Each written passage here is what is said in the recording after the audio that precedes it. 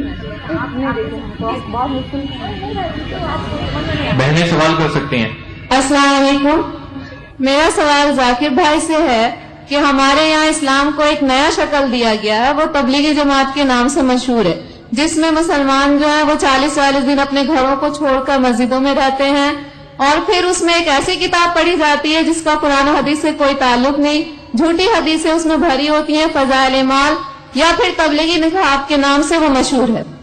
آپ اس کے بارے میں برائے مہربانی تھوڑا سا واضح کر دیں. دوسری بات یہ کہ فاتحہ جو لوگ کرتے ہیں اور اس کو یہ صحیح سمجھتے ہیں بالکل، اس کے بارے میں آپ کی کیا رائے؟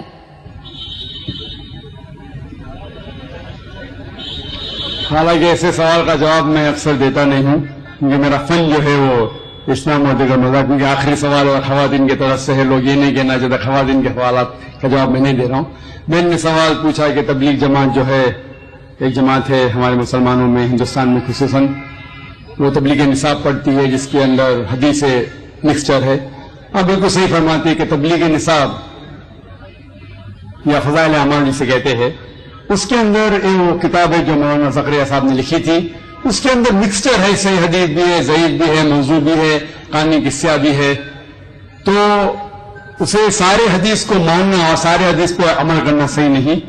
ہمیں عمل کرنا چاہیے صحیح حدیث پہ. صحیح حدیث ہماری حجت ہے.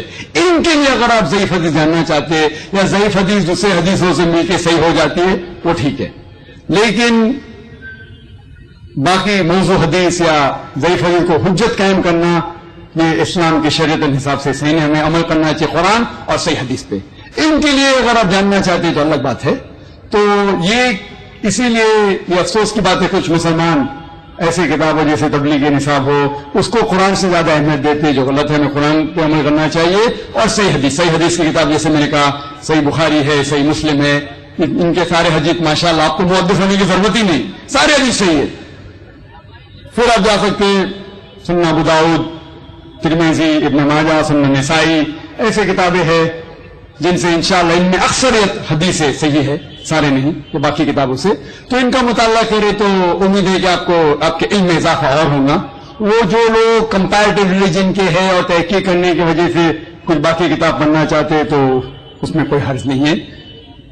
اور جو سوال تھا کہ 40 دن، ایسا کوئی میں قرآن مجید کی کوئی آیت نہیں جانتا ہوں جس میں لکھا ہوا ہے کہ 40 دن کے لیے آپ کدھر جاؤ، یا کوئی صحیح حدیث میں نہیں جانتا ہوں جس میں لکھا ہوا ہے کہ 40 دن کے لیے آپ کام چھوڑ کے کچھ جانا چاہیے، یا گشت ہوتا ہے ہفتے میں 1 بار، مہینے میں کم از کم 2 بار، سال میں کم از کم 3 دن، زندگی میں کم از کم سال میں 40 دن، مہینے میں 3 دن، زندگی میں کم از کم 1 بار 4 مہینے.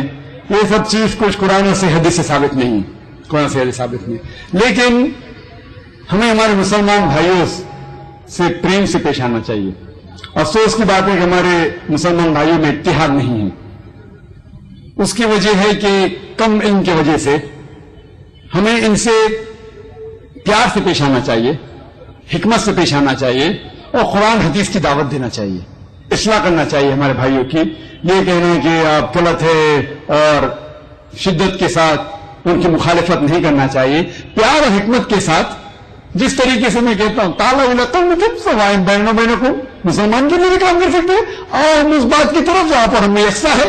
کیا یکساں ہے؟ قرآن ہے، صحیح حدیث ہے، یکساں ہے، اس کے اوپر عمل کرو.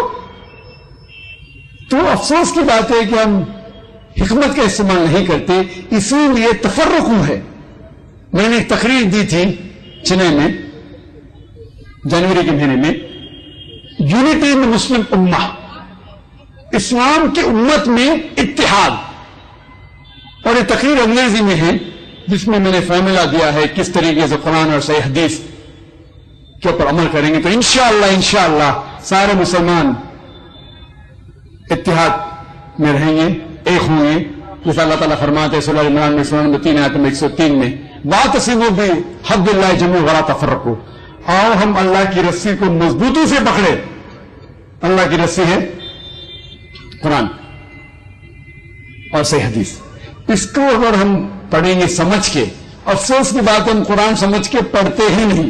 چند مسلمان قرآن کو سمجھتے ہیں، باقی لوگ تلاوت کرتے ہیں رمضان میں 1 بار 2 بار 10 بار الحمدللہ تلاوت کیجئے، اچھی بات ہے، ثواب ملے گا، لیکن صرف تلاوت کرو اور اس کے اوپر عمل نہ کرو تو جنت میں جانے کی کوئی گارنٹی نہیں۔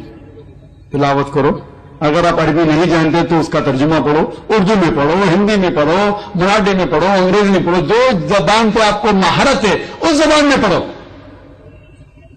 بخاری کا ترجمہ پڑھو، صحیح مسلم کا پڑھو اور عمل کرو۔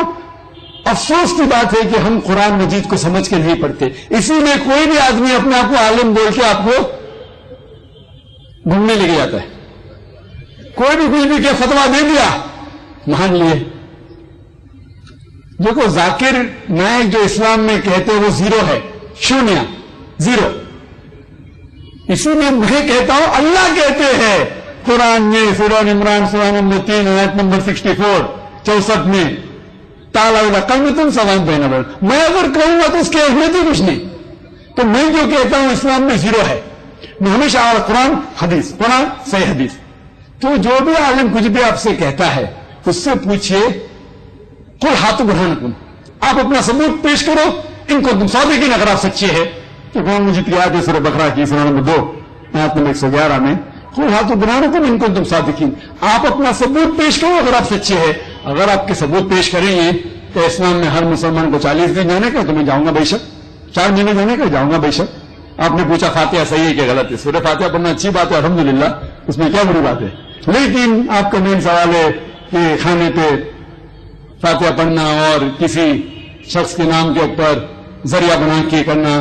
قرآن مجید میں کم از کم 4 جگہ کہا گیا ہے، سورہ بقرہ میں سورہ نمبر 2 آیت نمبر 173، سورہ مائدہ سورہ نمبر 5 آیت نمبر 3، سورہ انعام سورہ نمبر 6 آیت نمبر 145 اور سورہ نحل چیپٹر نمبر 16 سورہ نمبر 16 آیت نمبر 115 میں اللہ تعالیٰ فرماتے حرمت علیکم المیتۃ والدم ولحم الخنزیر وما اہل لغیر اللہ بہ، آپ کے لیے حرام ہے سور کا گوشت، خنزیر کا گوشت، مرا ہوا گوشت، خون، اور وہ کھانا جس کے اوپر اللہ کے علاوہ کسی اور کا نام لیا گیا ہے۔ تو اگر آپ اللہ کے علاوہ کسی اور کا نام لیتے کھانے پہ، چاہے وہ محمد صلی اللہ علیہ وسلم کا بھی ہو، اگر آپ محمد صلی اللہ علیہ وسلم کا بھی نام لیتے کھانے پہ تو قرآن کی آیت کے حساب سے آپ کے لیے حرام ہے۔ تو باقی کسی کے پیر یا لینے کا اجازت ہے نہیں، یہ میں نہیں کہہ رہا ہوں، آپ جا کے مت کہ نہ ڈاکٹر ذاکر نائک کہتے ہیں کہ اللہ کے علاوہ کسی کا نام لینا حرام ہے، میں کیا تو کچھ اس کی اہمیت بھی نہیں۔ آپ کہیے آپ کی سہیلی سے، آپ کے دوست سے کہ اللہ تعالیٰ فرماتے سورہ بقرہ میں سورہ نمبر 2 آیت نمبر 173، اللہ تعالیٰ فرماتے سورہ مائدہ میں سورہ نمبر 5 آیت نمبر 3، اللہ تعالیٰ فرماتے سورہ انعام سورہ نمبر 6 آیت نمبر 145، اللہ تعالیٰ فرماتے سورہ نحل سورہ نمبر 16 آیت نمبر 115۔ اگر یاد نہیں رکھ سکتے لکھیے، قرآن دکھائیے، اللہ تعالیٰ فرماتے کہ وہ کھانا جس کے اوپر اللہ کے علاوہ کسی اور کا نام لیا گیا۔ تو اکثر جہالت کی وجہ سے کچھ ہمارے مسلمان بھائی بہن اس غلط فہمی کا شکار ہے، کیا یہ دین کے اندر یہ دین کا مسئلہ ہے؟ لیکن اس بات پہ میں اس جواب کو ختم کروں گا۔ شیخ ابن تیمیہ فرماتے ہیں، شیخ ابن تیمیہ جو الحمدللہ ثم الحمدللہ ایک بڑے عالم تھے الحمدللہ، وہ فرماتے ہیں کہ اگر کوئی مسلم کوئی دوسرے انسان کو سجدہ کرتا ہے یہ سمجھ کے کیا وہ ایک دین کا حصہ ہے تو وہ شرک نہیں کر رہا ہے۔ اگر کوئی مسلمان ایک دوسرے انسان کی سجدہ کرتا ہے یہ سمجھ کے کہ دین کا حصہ ہے تو وہ مشرک نہیں ہے جب تک آپ اسے یہ نہیں سمجھائے کہ یہ غلط ہے۔ جو اگر انجانی میں جہالت میں اگر کوئی مسلمان بھائی کوئی غلط کام کر رہا ہے تو ہمارا فرض ہے کہ ہم حکمت کے ساتھ اسے سمجھائے۔ اللہ تعالیٰ فرماتے سورہ نحل میں سورہ نمبر 16 آیت نمبر 125 میں ادعو الی سبیل ربک بالحکمہ والموعظۃ الحسنہ وجادلہم باللتی حسن، کہ لوگوں کو بلاؤ اللہ کی طرف حکمت کے ساتھ اور حسنت کے ساتھ اور اچھے طریقے ہے کہ ہم مسلمانوں میں اتحاد پیدا کریں قرآن اور حدیث کی روشنی میں۔ یہ شیخ ابن تیمیہ کا جو قول ہے تو ہمارا فرض ہے کہ ہم جو مسلمان بھائی انجانے میں جہالت میں کوئی غلط چیز کر رہے ہیں تو پیار سے سمجھائیے, حکمت سے سمجھائیے, قرآن کے ذریعے سمجھائیے. وہ آپس میں جھگڑا کرنے سے اختلاف بڑھیں گے اور ہم مسلمان اتحاد نہیں ہوں گے. تو میری گزارش ہے مسلمان بھائیوں سے اس سوال کے آخری جواب دیتے وقت کہ انشاءاللہ ہمارا فرض ہے کہ ہم قرآن کے اوپر چلے, صحیح حدیث پہ چلے, اس کے اوپر عمل کرے اور یہ پیغام مسلمانوں میں نہیں غیر مسلمان تک پھیلائے. وآخر دعوانا الحمدللہ رب العالمین.